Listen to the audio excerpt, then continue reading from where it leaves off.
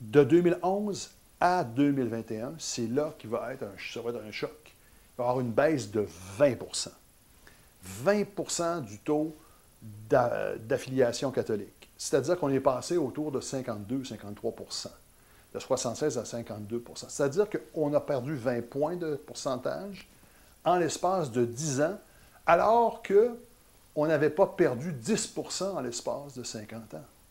C'est du jamais vu. Qu'est-ce qui explique ça? Bien, beaucoup de choses. D'abord, la question de l'immigration dont on parlait. L'immigration n'est pas que catholique, bien que presque une personne sur trois qui entre au Canada va devenir catholique ou est catholique. C'est quand même beaucoup. D'ailleurs, le catholicisme, le visage canadien du catholicisme est en train de changer et s'anglicise beaucoup. On est très loin du Canada français catholique de Lionel Groulx. On est en train de changer de visage complètement de cela.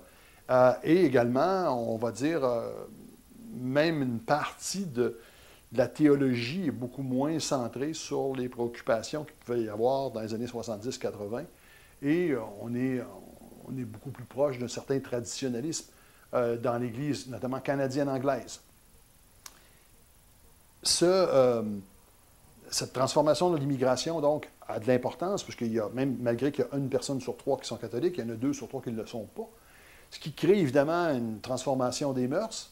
Également, bien, les plus vieux qui étaient au fond les résistants, c'est-à-dire les pré-boomers, vont finir par malheureusement mourir, bien qu'ils vivent plus vieux que leurs prédécesseurs, mais ils vont finir par mourir. Et évidemment, si 10 d'une population finit par mourir, qui est toute à 100 catholique, bien, ça a de l'impact sur l'ensemble.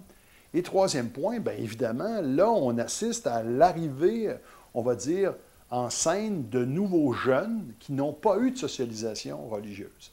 Pour la première fois, depuis, je le disais, 2004-2005, il n'y a plus d'enseignement religieux confessionnel, il n'y a plus de sacramentelles, il n'y a plus d'initiation sacramentelle qui se fait à l'école, elle se fait maintenant les fins de semaine. Si vous voulez que votre enfant ait le cheminement sacramentel, il faut l'amener comme on l'amènerait au hockey.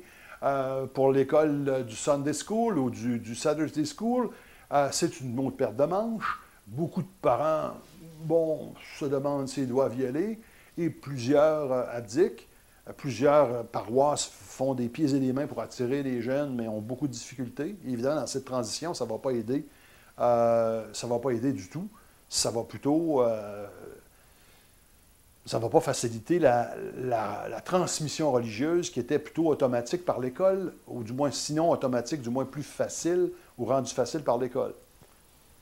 Donc, la nouvelle génération qui entre a eu des cours d'enseignement religieux, le CR, qu'on nous dit, éthique et culture religieuse, pour certains d'entre eux, mais beaucoup ne sont pas baptisés, comme je le montrais, sont peu ou pas initiés aux principes et aux dogmes catholiques, ont peu ou pas de connaissances de l'univers religieux en toute fin pratique, et la grande majorité d'entre eux sont plutôt des sans-religion.